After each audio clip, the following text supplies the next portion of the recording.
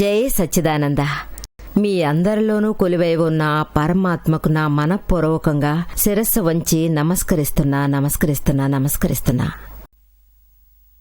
గురు శిష్యుల అనుబంధం గురించి ఎన్నో విషయాలు నేను మీకు చెప్పాను. గురు శిష్యుల అనుబంధం గురించి పోయిన ఎపిసోడ్లో గురు మంత్రాల గురించి మనం తెలుసుకున్నాం. ఇంకా తెలుసుకోవాల్సినవి ఉన్నాయి, వాటి గురించి ఇప్పుడు చెప్తాను. నేను నా అనుభవం గురించే చెప్పాను, అది పోయిన ఎపిసోడ్లోనే వచ్చేసింది. సమయానుకూలంగా తెలుసుకున్నాం. నేను చాలా చిన్నపిల్లని, అప్పుడు 14 ఏళ్ళు ఉంటాయనుకోండి. ఆ సమయంలో మా పిన్ని గురువుని దర్శించుకోవడానికి, మంత్రదీక్ష పుచ్చుకోవడానికి నన్ను తీసుకెళ్ళింది. ఆమె ఎవరిని గురువుగా తలచిందో, ఏ సంప్రదాయంలో ఉందో అక్కడికి నన్ను తీసుకెళ్ళింది. ఆ సమయంలోనే నేను బొంబాయిలో పిన్నిగారింట్లో ఉంటూ స్కూల్కి వెళ్లేదాన్ని. అప్పుడు నాకు ఏమీ తెలీదు. ఆమె నన్ను రమ్మని పిలవగానే నేను వెంటనే బయలుదేరి వెళ్లేదాన్ని. అక్కడ పిన్నిగారు మా అమ్మ ఒకలాగే కనిపించేవారు. ఈ అనుబంధం కారణంగా వినడం నా బాధ్యత అయిపోయింది. మానసికంగా ఈ జపం ఏమిటో, ఈ మంత్రాలు ఏమిటో అనేది నాకు అర్థమయ్యేవి కావు. వీటి కారణంగా ఏం ప్రయోజనం, ఏ లాభం అనే సంగతులేవి నాకు తెలిసేవి కావు. వాళ్ళు పిలవగానే నేను వెళ్ళిపోయేదాన్ని. నాకు చక్కగా ఒక ఫ్రాక్ వేసి ముస్తాబు చేశారు. ఆ తర్వాత కాళ్ళు మొహం కడుక్కునిరా, మనం వెళదాము అని అన్నారు. తర్వాత గ్రేటర్ బాంబేకి తీసుకెళ్లారు. అక్కడే చూశాను, ఒక పెద్ద బంగ్లా కనిపించింది. పెద్దది, ప్యాలెస్ లాంటి ఒక బంగ్లా చూశాను. అక్కడికి మేము వెళ్ళాం. అక్కడికి మా పిన్నిగారితో సహా వెళ్ళాం. ఆ ప్రాంతంలో గురు మహారాజా కనిపించారు. అది వైట్ డ్రెస్లో. రెండోసారి స్నానం చేయాల్సిన అవసరం లేదు, బయటున్న నీళ్లు నెత్తిమీద చల్లుకుని లోపలికి వెళ్తే చాలు అని అన్నారు. ఈ లోకంలో కొంతమంది మానవత్వంతో మసులుకుంటారు, మరికొందరు అరాచకాల పేర్లతో ఇబ్బందులకు గురి చేస్తూ ఉంటారు. రెండోసారి స్నానం తప్పిందనుకుని నేను నీళ్లు చల్లుకున్నాను. తర్వాత లోపలికెళ్లి గురూజీ పక్కన వెళ్లి కూర్చున్నాం. గురూజీ మా మెడలో పూలమాలలు వేశారు. తర్వాత చెవిలో కొన్ని మంత్రాలేవో జపించారు. అంతే, దట్స్ ఇట్. ఇది ఒక అర్ధగంట పని కూడా కాదు. తర్వాత మేము అక్కడి నుంచి లేచి వచ్చేసాం.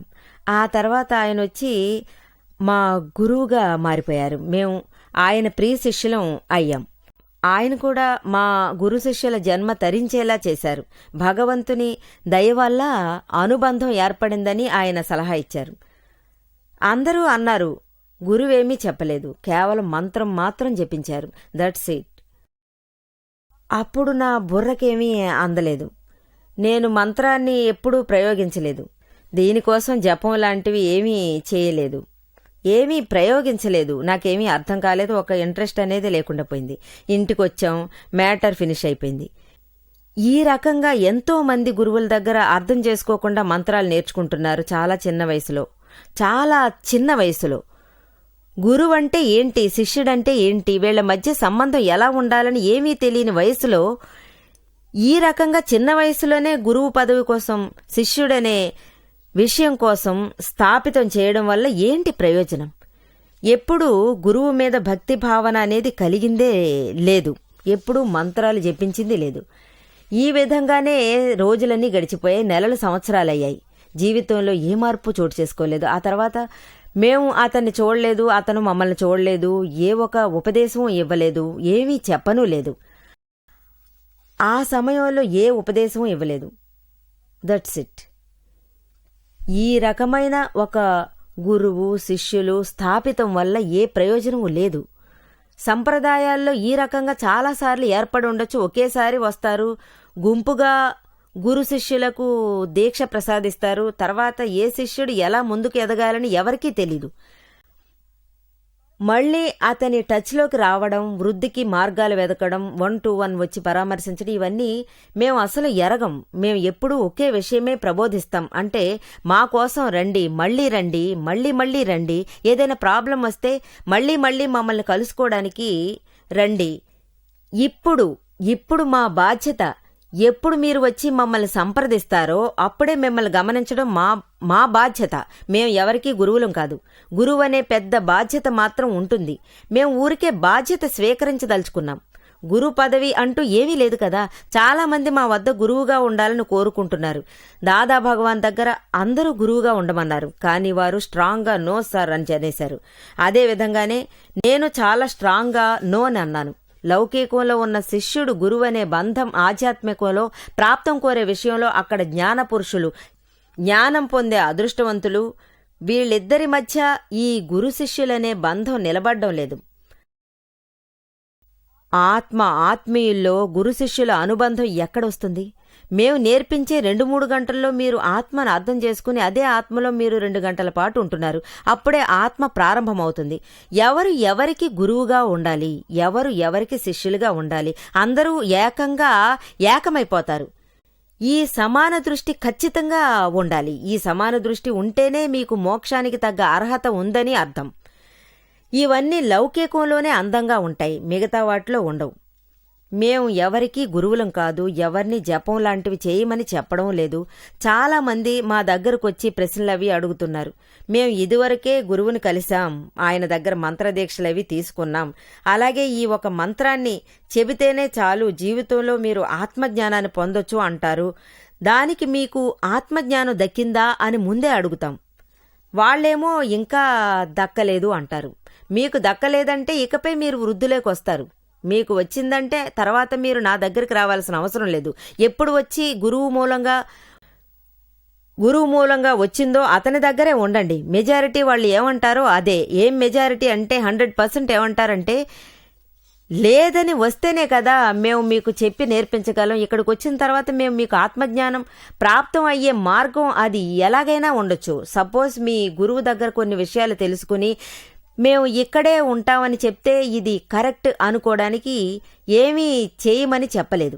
ఒక గురువు చాలనే నిర్ణయంతో మీరు వచ్చి చెప్పండి. ఏ ఒక గురువు తన శిష్యుడు పైకి రావడం చూసి కోప్పడరు. నిజంగా శిష్యుడు పైకి రావడం చూసి ఏ గురువైనా సంతోషిస్తాడు. ఒకవేళ శిష్యుడు తన గురువు దగ్గర తృప్తి లేకుండా పైకి రావాలని ఇంకో గురువును పోయి కలిస్తే అప్పుడు ఈ గురువుగా ఉండుటకు పనికిరాడనే కదా అర్థం వస్తుంది. ఇదేమన్నా రేస్ కోర్సా లేక ఒక తెరచాటు ఆట? కొన్ని గుర్రాలు రేస్ కోర్సులో పరిగెత్తడానికి ముందుకు వచ్చి నిలబడతాయి. కొంతమంది దగ్గర ఎన్నో గుర్రాలుంటాయి, కొంతమంది దగ్గర తక్కువ గుర్రాలుంటాయి. ఈ శిష్యులు ఏమైనా గుర్రాలా? ఇవన్నీ పరమాత్మతో సమానం, దైవాలు. మీలో ఉన్న పరమాత్మను దర్శించేవాళ్లు.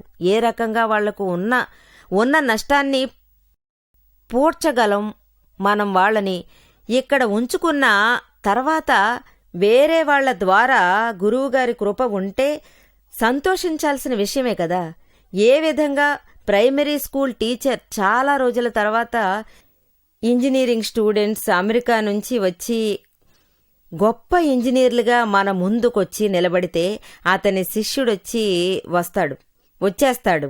ఆ తర్వాత అతని పాదాలకు నమస్కరించి పూజ చేస్తాడు. ఈ పరిస్థితిలో తన శిష్యుణ్ణి చూసి గురూజీ సంతోషిస్తాడా లేదా? అతనికి ఏమైనా చేదవుతుందా? నువ్వు ఎలా నన్ను వదిలేసి ఇంకో గురువును కలవచ్చని గొడవకు దిగుతాడా? అమెరికాలో ఉన్న వైట్ గురువుని నువ్వెందుకు సెలెక్ట్ చేశావని నిలదీస్తాడా? నాకేమైనా పిచ్చా?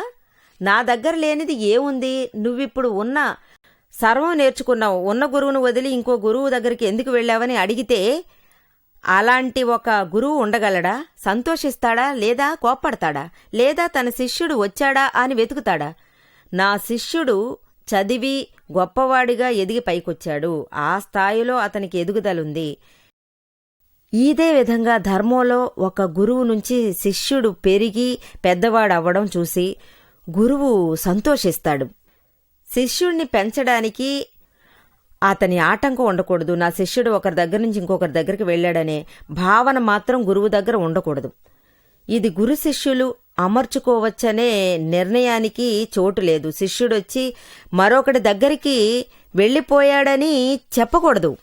ఈ గురువుగారి భావనలు ఎటువంటి మార్పులు ఉండకూడదు. ఈ గురు శిష్యుల బంధం ఇలాగే ఉండాలి. ఇది పోటీ పడే స్థానం కాదుగా. ఇక్కడ రేసు కోర్సు లేదు. శిష్యుడనేవాడు అంగట్లో వస్తువు కాదు. ఎంత కావాలన్నా ఉంచుకో, బాకీ ఉంటే విసిరి పారేసుకో అని చెప్పడానికి ఇతనొచ్చి ప్రాణాలతో ఉన్న వ్యక్తి కదా, ఒక పరమాత్మ. అతను పైకి రావాలంటే నా దగ్గరకొచ్చి తన శాయశక్తిలా ప్రయత్నించాడు.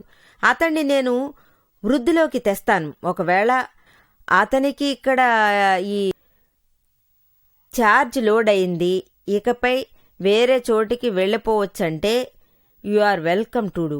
నా దగ్గరికి వచ్చినా సంతోషమే, ఇక్కడి నుంచి వెళ్ళినా సంతోషమే.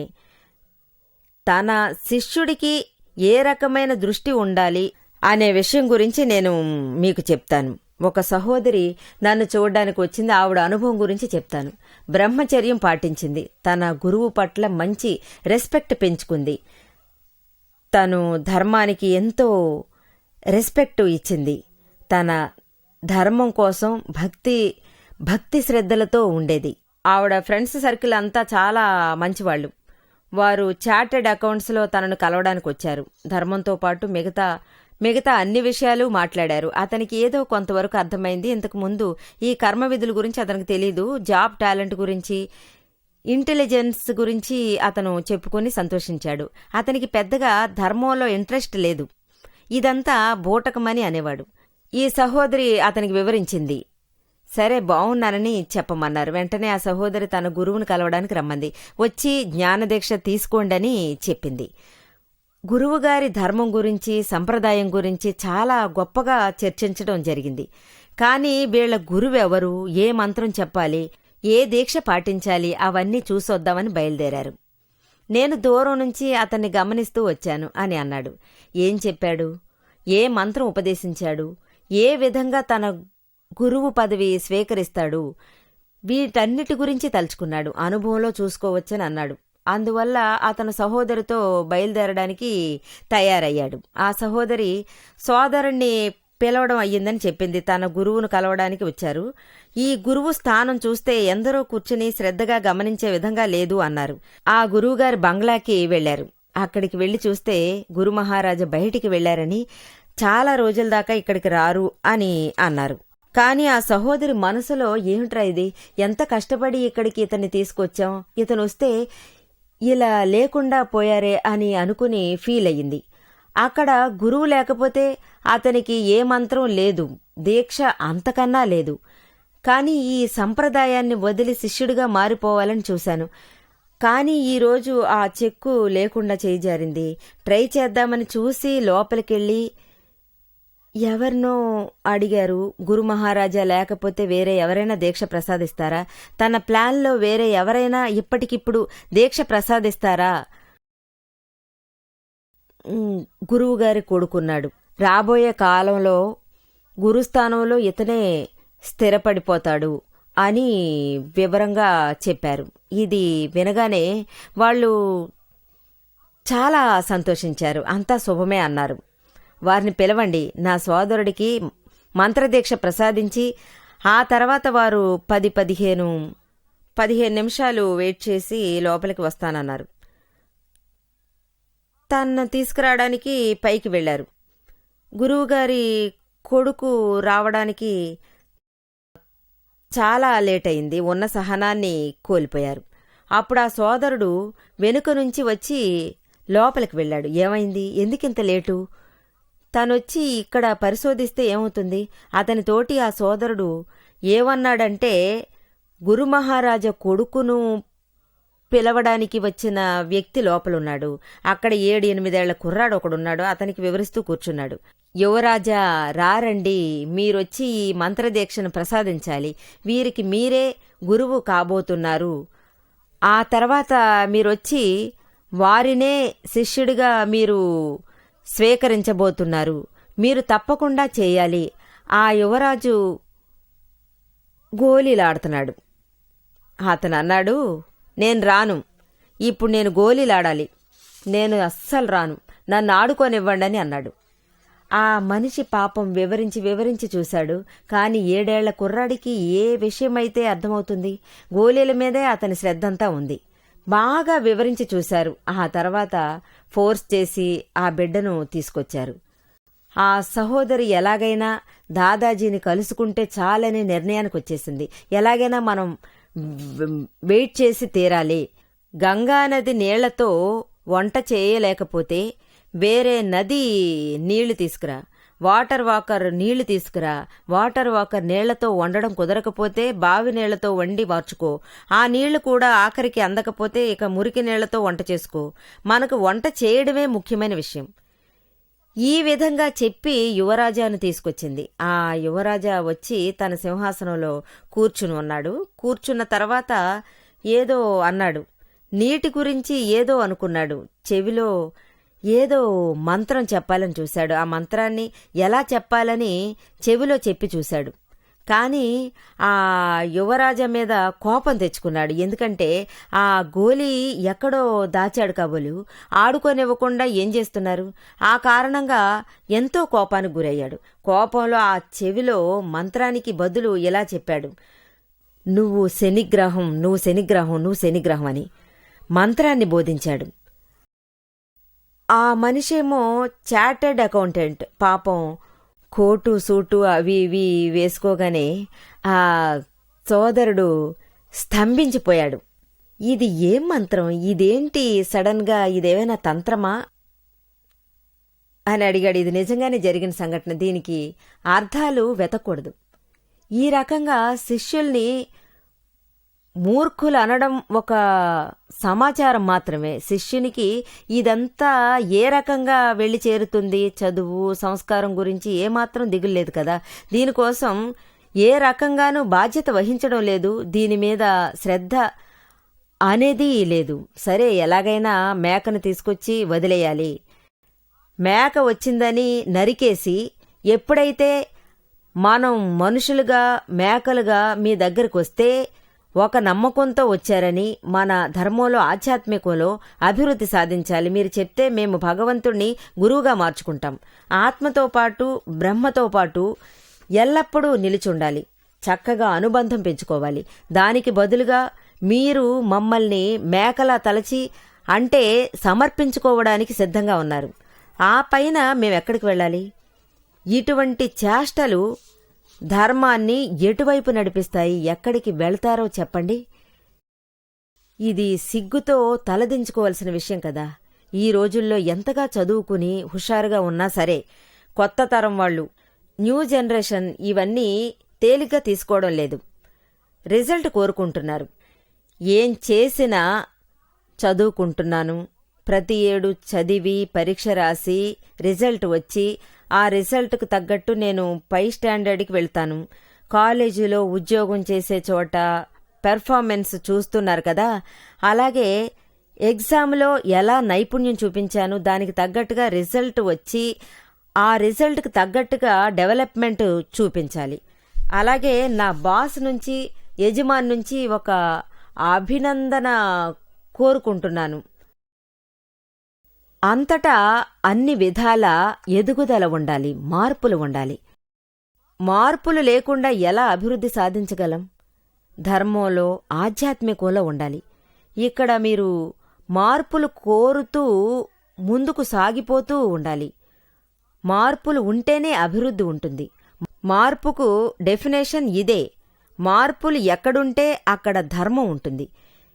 ఎక్కడ మార్పులు ఉండవో అక్కడ ధర్మానికి చోట్లేదు, అధర్మమే కనిపిస్తుంది. ఈ మార్పులకే విలువ ఎక్కువ. ఈ విధంగా ఏదైనా ధర్మం చేయండి. ధర్మాలేవి తప్పని నేను చెప్పలేదు. అన్ని ధర్మాలకు తగిన రీతిలో న్యాయం చేయాలి. మన దృష్టితో ఏ గురువు, ఏ సంప్రదాయం, ఏ అలవాటు మనకు అబ్బుతుందో అది మన వరకు సమంజసంగా ఉంటుంది. కానీ మన బాధ్యత ఏంటంటే ఇందులో మనం ముందుకు వెళ్ళాలి. మార్పులతో ఏది మనం సాధించామో అది బాగా స్టడీ చేసి ఆ ప్రకారంగా మనం నడుచుకోవాలి. ఇంకా చెప్పాలంటే దీని ప్రకారం మనం నడుచుకోకపోతే ఏదో ప్రాబ్లం ఉంది. ఒకటి మన దగ్గర లేదా మన గురువు దగ్గర ఉండాలి. మనల్ని మార్చుకున్నా మార్పులు రావడం లేదు. అప్పుడు గురువు దగ్గర ఏదో ప్రాబ్లం ఉంది, అతని విషయాల్లో పవర్ లేదు. అనుభవశక్తి లేదు. ధర్మపథంలో నడిచి మనందర్నీ నడిపించి అందర్నీ తీర్చిదిద్దుతారు. ఈ కాలంలో ఈ విషయంలో మనల్ని మనమే దిద్దుకోవాలి. అప్పుడే మార్పులు వస్తాయి. ఇటువంటి విషయాలే చర్చించాలి. ధర్మం అని మనం దీనేగా అంటాం. మంత్రాలు జపించడం అంటే ఇది ఏమనుకున్నారు? మంత్రాలు జపించడం వలన మనశ్శాంతి దక్కించుకోవచ్చు. ఇంకా చెప్పాలంటే మీరు ఎంతసేపు జపిస్తారు అంతసేపు నెమ్మదిగా ఉండొచ్చు. చేసేవాళ్లు గురు మతస్థులను అనుసరించాలి. ఎందుకంటే చెప్పే మాటల్లో పవర్ ఉండాలి. అంటే వారు జపం చేసి కూర్చుంటే శిష్యునికి ఆ పవర్ వల్ల ఖచ్చితంగా మార్పు వస్తుందని నమ్మకంగా ఉండాలి. ఈ ఒంటరితనం అతనికి హాయినిస్తుంది. లేదంటే ఏ ఫలితమూ ఉండదు. ఇవన్నీ పారంపర్యంగా వస్తున్నాయి. మిగతావన్నీ మీకు ఇచ్చుకున్నవి పుచ్చుకున్నవి ఆలోచింపజేసేవి. ఇలా ఉంటే మీ జబ్బు నయం అవుతుందా? మీ పాటికి ఇలాగే ఉంటారు. దీనికంటూ ఒక సెపరేట్ మందు అక్కర్లేదా? ఈ రోజుల్లో ఈ కాలపు మనుషులు ఇంటెలిజెన్స్ అలాగే చదువులో బాగా అభివృద్ధి సాధిస్తున్నారు. ఇలాంటి కమ్యూనికేషన్స్ వల్ల క్విక్గా ఫాస్ట్గా ఉండగలుగుతున్నారు. ఇవాల్టి ఇంటర్నెట్ కాలం, కంప్యూటర్ కాలం, ఫస్ట్ కాలం అన్నీ వచ్చేసాయి. స్పీచ్కి పోయే కాలం కూడా వచ్చేసింది. జెనెటిక్స్ ఎంతగా డెవలప్ అయ్యింది. ఇలాంటి కాలంలో మీరిలా మాట్లాడుతూ కూర్చుంటే చెవిలో మంత్రానికి బదులు శనిగ్రహం శనిగ్రహం శనిగ్రహం అని అంటుంటే వాళ్ళు ఎలా డెవలప్మెంటు సాధిస్తారు చెప్పండి? ఏ విధంగా వాళ్ల మనసు స్వీకరించగలదు? కొన్ని సమయాల్లో స్వీకరించడం కష్టమే. ఇన్ని విధాలుగా ఇంటెలిజెన్స్ మనం ప్రతి సంవత్సరం చక్కగా చదువుకుంటూ ఎన్నో విషయాలు మనం అచీవ్ చేస్తున్నాం. ఇందుకే మీరు అమితంగా పట్టుదల పెంచుకోవాలనేది. ఒకవేళ వాళ్ల వల్ల చేత కాకపోతే మీరు మనసారా వినిపించుకోండి, నా గురువుగారు మంచివారు, నా ధర్మం మంచిదారి, ఇదంతా మా గురువుగారి పుణ్యమే, నా ధర్మంతోటి నన్ను మార్చుకుంటాను, నా జీవితంలో ఎలా ఎలా ఎదగాలి, కోపం మాయ ఆశ ద్వేషం ఈ సర్వము అణగారిపోతాయి. నా మనసు ఎంత తేలికయింది, ఎంత మేరకు నేను పెరిగాను, నా ఆఖరి లక్ష్యం ఎప్పుడూ ఆనందం, ఆనందం మాత్రమే. పరమసుఖం పరమానందం. కృష్ణ పరమాత్ముడు, శ్రీరామచంద్రుడు, శ్రీ మహావీర భగవాన్ వీళ్లంతా శిష్యుల్ని ఎంతగా తీర్చిదిద్దారో అంతగా కృషి నేను సాధిస్తే అప్పుడు నా జీవితంలో కోరుకున్నది తప్పకుండా నెరవేరుతుంది.